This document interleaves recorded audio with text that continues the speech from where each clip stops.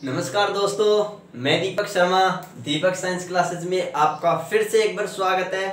दोस्तों, इससे पहले वाले वीडियो में हमने किसी भी परमाणु में इलेक्ट्रॉन की संख्या कैसे ज्ञात करते हैं, इलेक्ट्रॉन की संख्या ज्ञात करना सीखा था। और आज हम इस वीडियो में एक बहुत ही इंपॉर्टेंट टॉपिक की चर्चा करने वाले हैं और वो अपना इंपॉर्टेंट टॉपिक है आइसोटोप्स, मतलब समस्थानिक। समस्थानिक क्या होता है, समस्थानिक के क्या यूज हैं, क्या एप्लीकेशन है।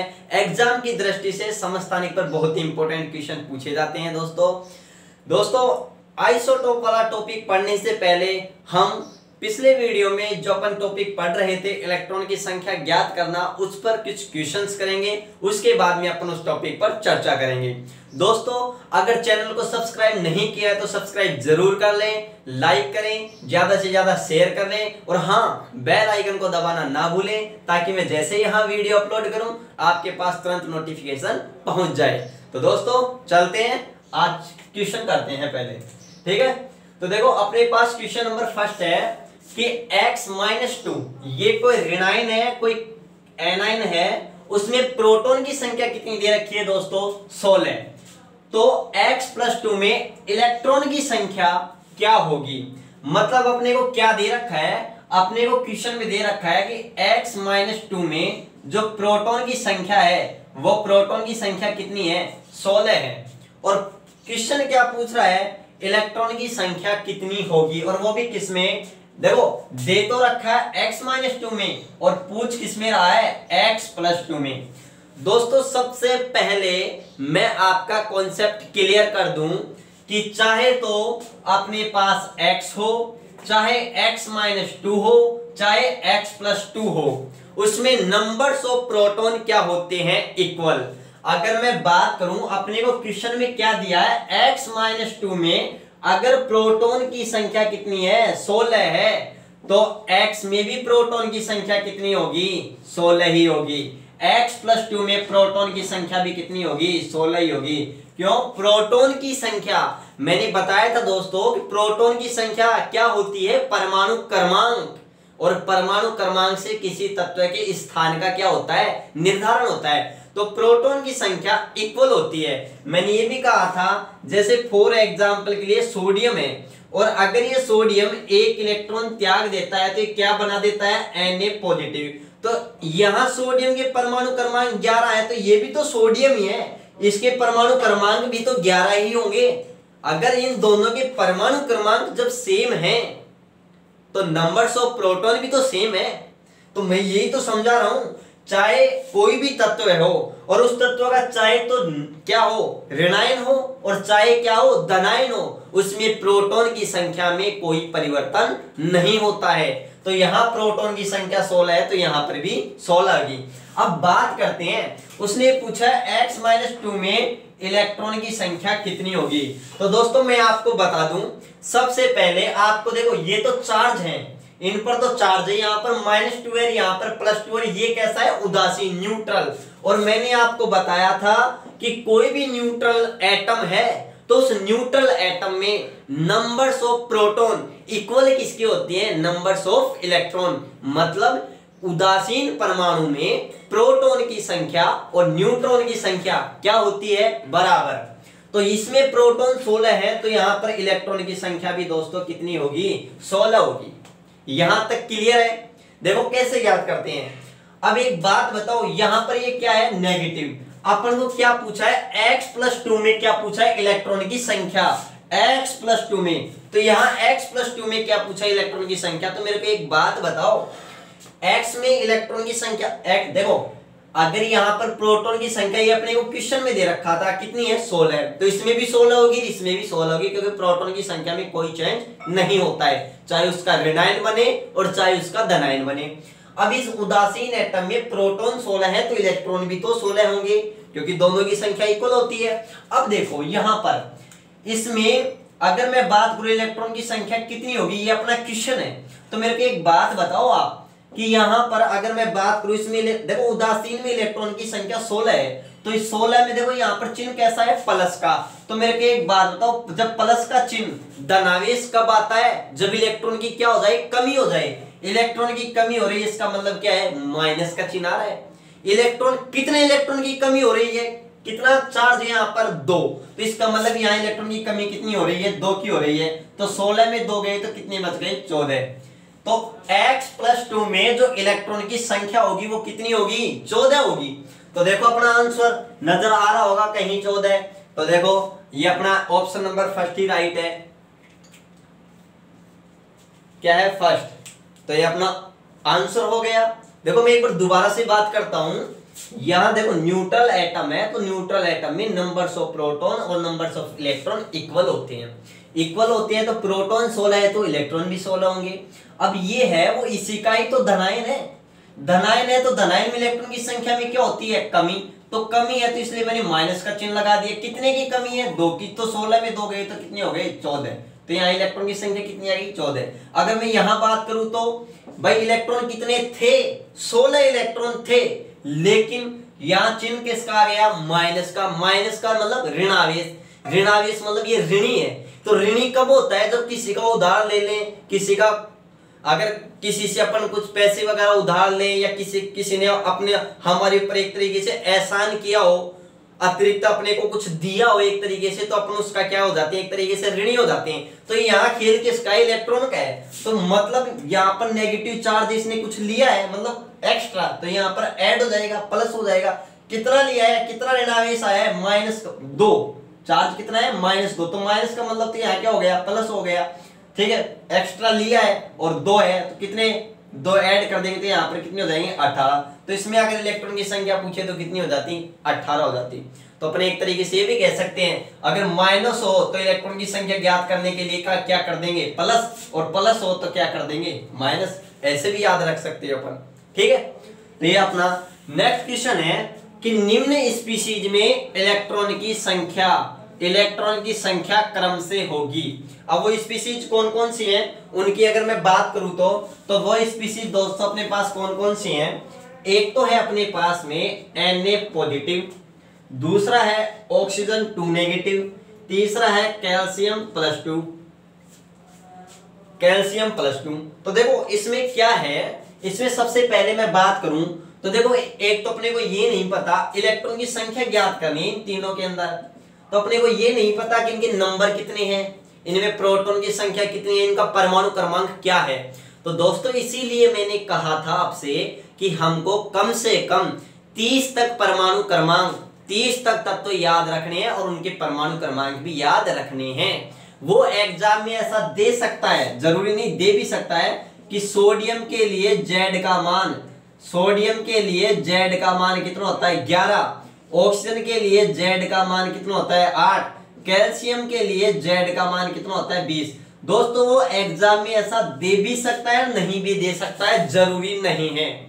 ठीक है, क्योंकि जो सिंपल वे में जो देखो अगर जैसे क्वेश्चन ऐसे आता है यूरेनियम, अब यूरेनियम 92 नंबर पर आता है, तो जो बहुत ज्यादा जिनका एटॉमिक नंबर बहुत ज्यादा होता है तो उनके तो एग्जाम में फिर भी दे देता है। लेकिन मैंने ऐसा देखा है डी ग्रुप में ऐसे क्वेश्चन पूछे गए हैं, एनटीपीसी में पूछे गए हैं, ठीक है ना, रेलवे वगैरह एग्जाम में तो बहुत ज्यादा ऐसे इस टाइप के क्वेश्चन पूछे हुए हैं। ठीक है, तो उनमें अगर मैं बात करूं तो नहीं देता है जेड, तो ये अपने याद होना चाहिए, क्योंकि उनमें बहुत बड़े एग्जाम में ऐसे क्वेश्चन पूछ लेता है कि परमाणु क्रमांक 16 पर कौन सा तत्व है, सल्फर। तो एक बात बताओ, जब अपने को एग्जाम में दे ही देख परमाणु क्रमांक 16 नंबर पर सल्फर आता है तो पूछे क्यों।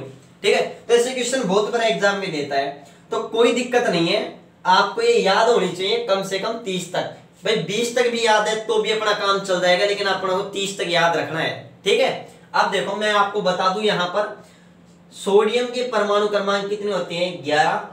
ऑक्सीजन के कितने होते हैं, 8। और कैल्शियम के कितने होते हैं, 20। ये मैंने इन तीनों का परमाणु क्रमांक आपको बता दिया। अब आप ज्ञात करके मेरे को ये बताओ इनमें इलेक्ट्रॉन की संख्या कितनी होगी। तो सिंपल सी बात है, सोडियम में परमाणु क्रमांक क्या है, 11, मतलब Z का मान क्या है, 11। तो Z किसके बराबर होता है, प्रोटॉन की संख्या के, तो प्रोटॉन की संख्या भी कितनी होगी, 11। और अगर ये न्यूट्रल एटम है, न्यूट्रल देखो कोई चार्ज अब नहीं दिख रहा आपको, अगर ये न्यूट्रल है तो इलेक्ट्रॉन की संख्या भी कितनी होनी चाहिए, 11।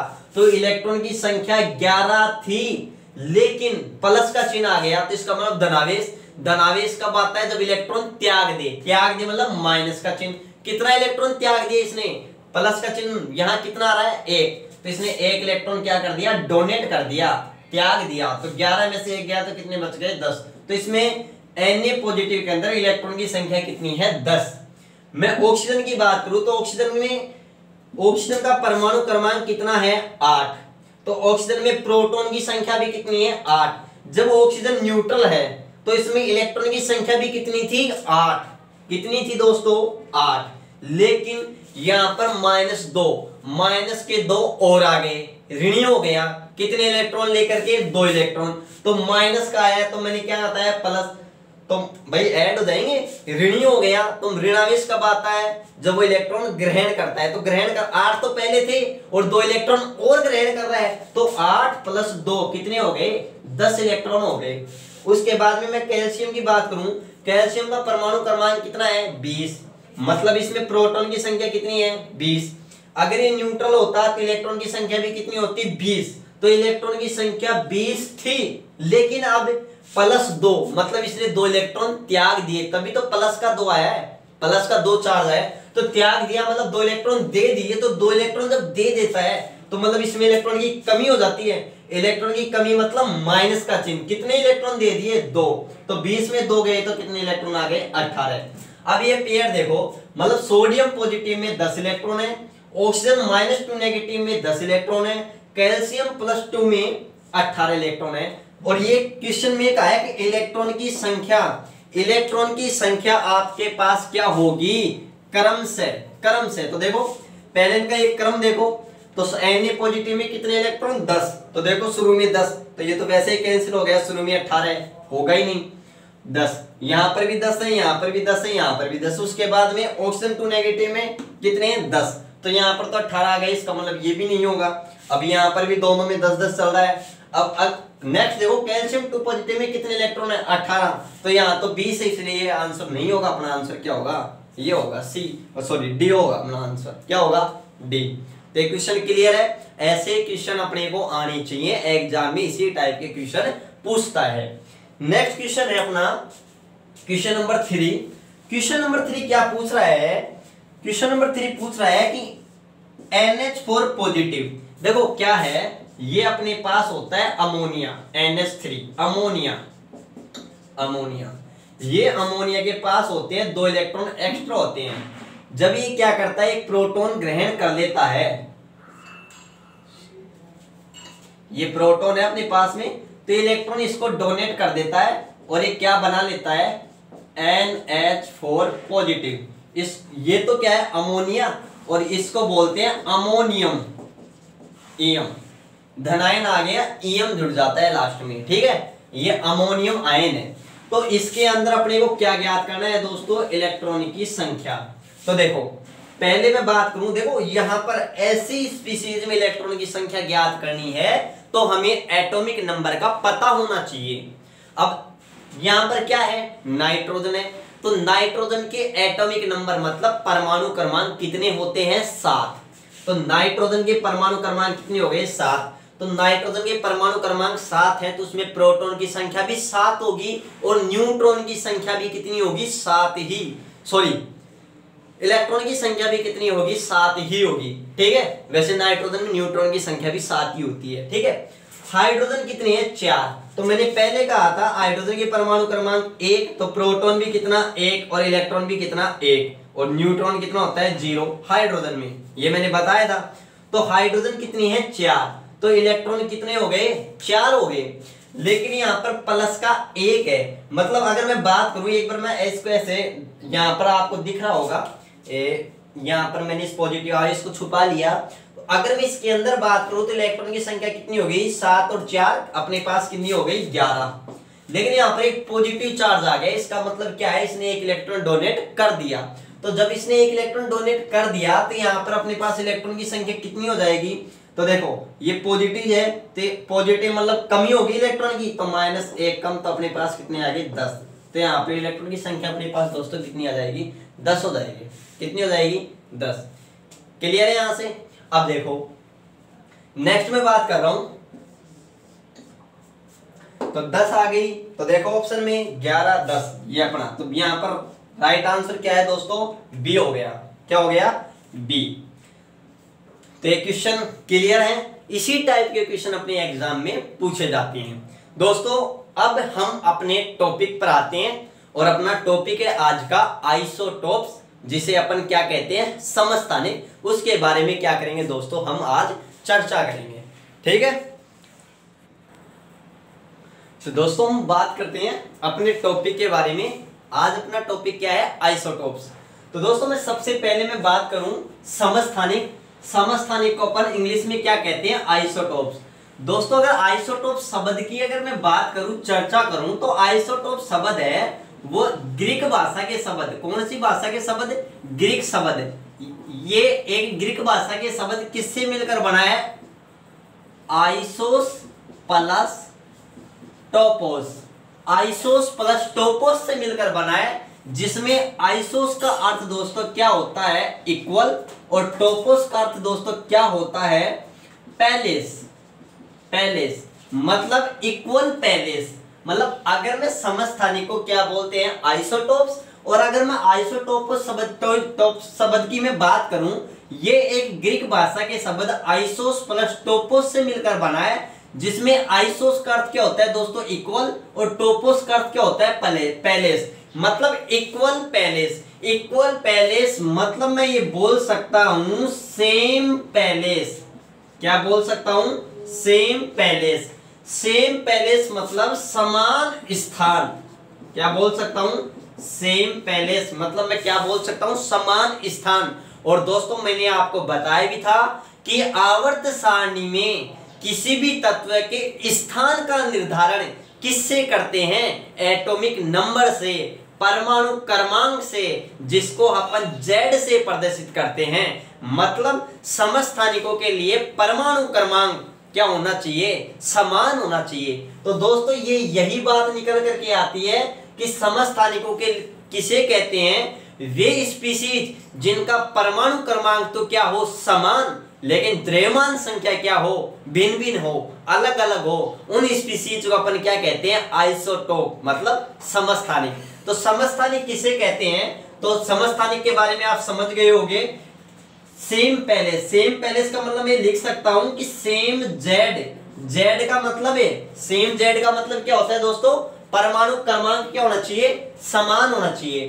तो अगर मैं बात करूं तो समस्थानिक शब्द के बारे में मैंने आपको बता दिया कि समस्थानिक शब्द ग्रीक शब्द है, आइसोटोप्स किससे मिलकर बना है, आइसोस प्लस टोपोस, जो एक ग्रीक शब्द है, जिसमें आइसोस का अर्थ क्या होता है इक्वल, टोपोस का अर्थ क्या होता है दोस्तों पैलेस, मतलब इक्वल पैलेस मतलब सेम पैलेस। सेम पैलेस मतलब समान स्थान, समान स्थान का निर्धारण परमाणु क्रमांक से, तो परमाणु क्रमांक समान होता है, मतलब इनका Z समान होता है। ठीक है, तो उसके बाद में मैं बात करूं खोज, तो दोस्तों समस्थानिकों की खोज का श्रेय किसे दिया जाता है, सोडी।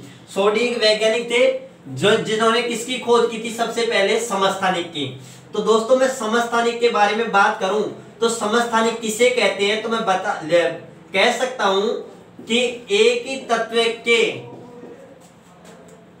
या फिर मैं बोल सकता हूं कि परमाणु क्रमांक क्या दोस्तों, परमाणु क्रमांक तो समान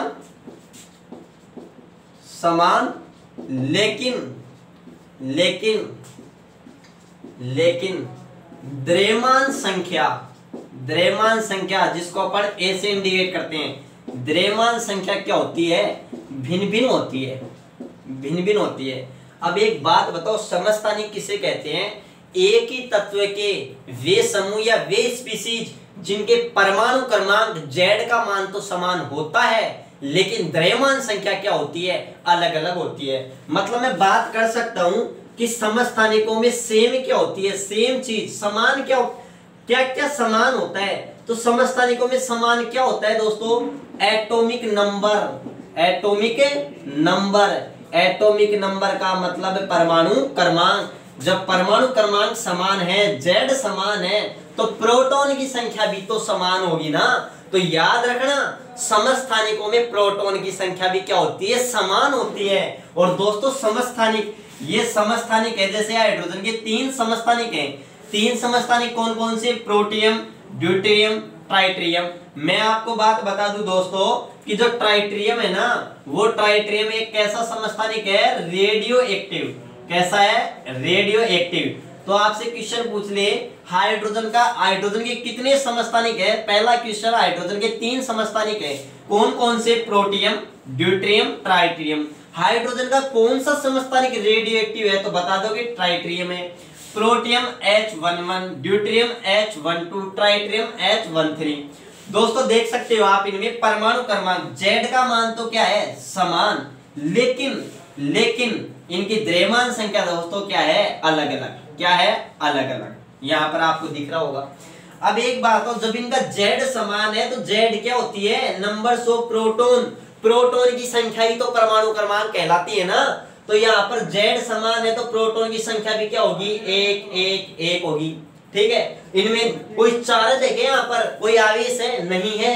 तो इसमें इलेक्ट्रॉन की संख्या भी तो बोलो सेम हैगी, क्योंकि परमाणु क्या होता है, न्यूट्रल होता है। तो जिसमें जितने प्रोटॉन की संख्या होती है उतने ही न्यूट्रॉन की संख्या होती है, सॉरी इलेक्ट्रॉन की संख्या होती है। तो proton 1 electron 1, proton 1 electron 1, proton 1 electron 1। ये बात क्लियर। तो मैं ये भी तो कह सकता हूं ना कि समस्थानिकों में और क्या समान होती है, और इलेक्ट्रॉन की संख्या भी क्या होती है, समान होती है। फिर भिन्न क्या होती है भाई, डिफरेंट क्या होती है।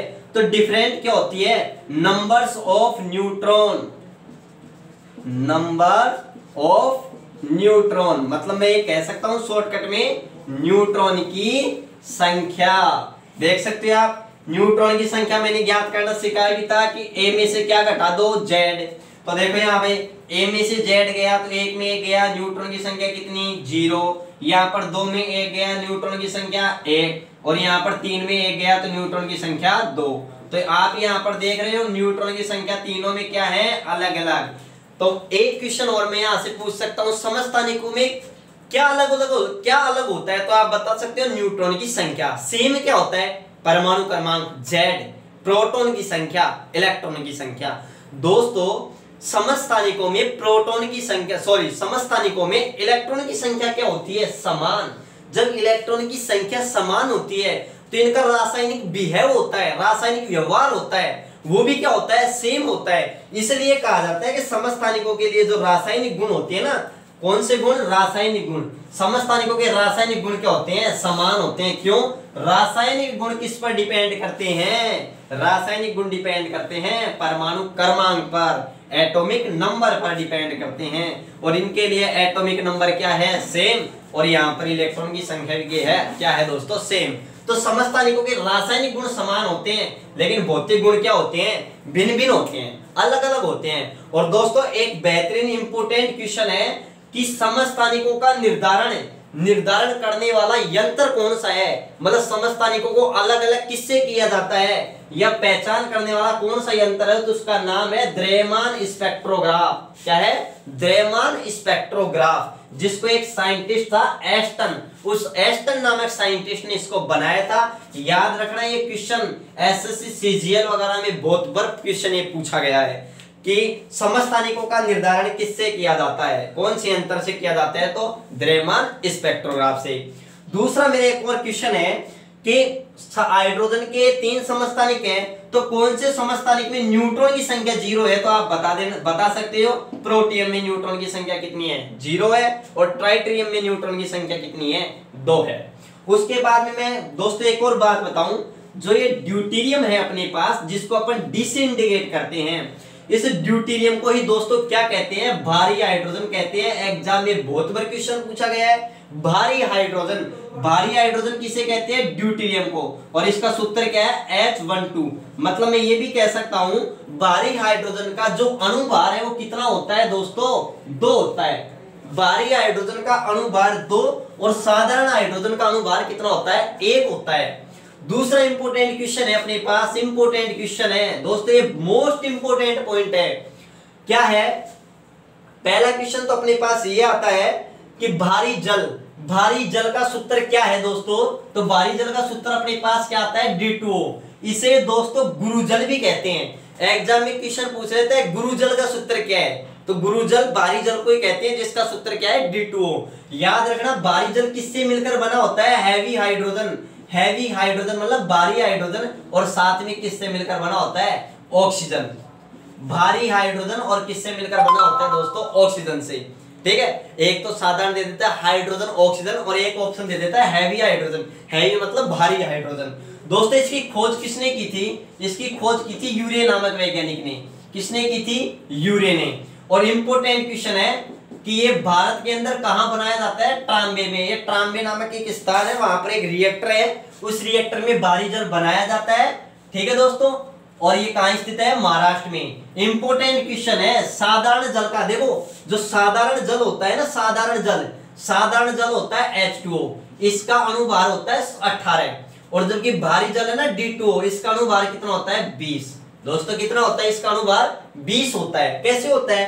देखो एक बात हो, यहाँ पर ये क्या है अपने पास? H12 कितनी है? ये 2 है। एक हाइड्रोजन का द्रव्यमान 2 है, तो 2 का कितना हो गया? 4।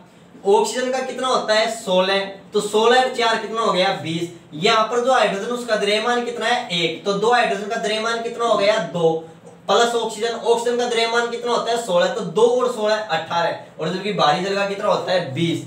दोस्तों इंपोर्टेंट क्वेश्चन है, ये भी क्वेश्चन पूछा गया है कि भारी जल का अणुभार कितना होता है, क्योंकि साधारण का तो पता रहता है सबको 18 होता है, लेकिन भारी जल का कितना होता है? 20। दोस्तों भारी जल का उपयोग किसमें किया जाता है? मंदक के रूप में, नाभिकीय भट्टी में, मॉडरेटर के रूप में। नाभिकीय भट्टी के अंदर मंदक के रूप में, नाभिकीय भट्टी की प्रोसेस को स्लो करने के लिए मंदक के रूप में, मतलब स्लो कर देता है ये, ठीक है ना, कंट्रोल करने के लिए मंदक के रूप में प्रयोग किया जाता है किसका? भारी जल का। ठीक है दोस्तों, इसके बाद में अपन बात करते हैं किसकी? समस्थानिकों के उपयोग की।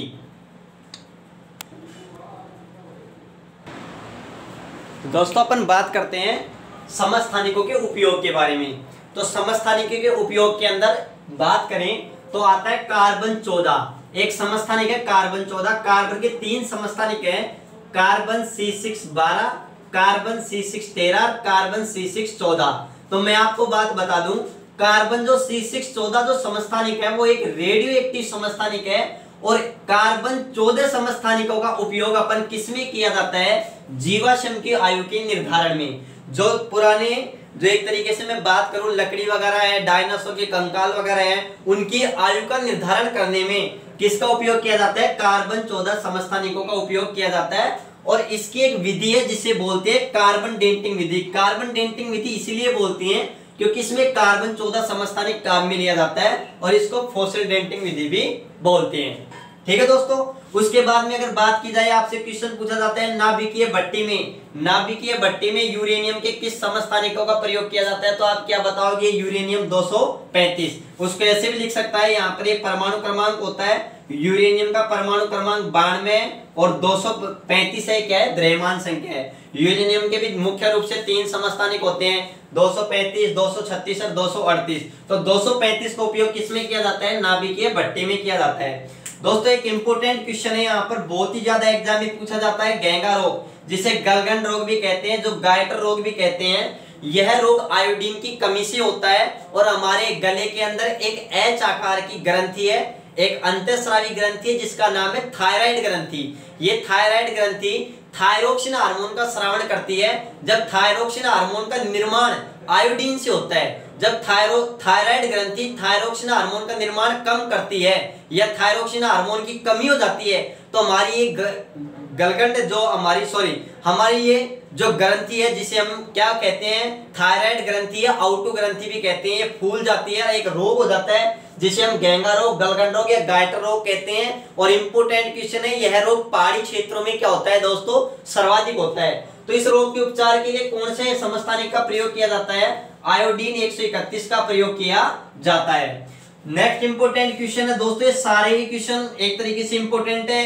कैंसर के उपचार में कोबाल्ट के किस समस्थानिक का प्रयोग किया जाता है? तो क्या बताओगे? कोबाल्ट 60 का प्रयोग किया जाता है। इसी प्रकार से शरीर में ट्यूमर या गांठ का पता लगाने के लिए किसका उपयोग किया जाता है? आर्सेनिक 74। आर्सेनिक एक तत्व है, और आर्सेनिक 74 क्या उपयोग किसमें किया जाता है? शरीर में ट्यूमर या गांठ का पता लगाने में किया जाता है। और लास्ट क्वेश्चन है, शरीर में रक्त के थक्के का पता लगाने के लिए किन से समस्थानिक का प्रयोग किया जाता है? सोडियम 24 का प्रयोग किया जाता है। तो दोस्तों आज हमने इस वीडियो में समस्थानिकों के बारे में डिटेल से चर्चा की है। एग्जाम की दृष्टि से सबसे इंपॉर्टेंट है यूजेस ऑफ आइसोटोप्स, समस्थानिकों के उपयोग। दोस्तों अगर वीडियो पसंद आया है तो लाइक कीजिए, ज्यादा से ज्यादा शेयर करिए और चैनल को सब्सक्राइब करना बिल्कुल मत भूलिए और बेल आइकन को जरूर दबा लीजिए। Thank you.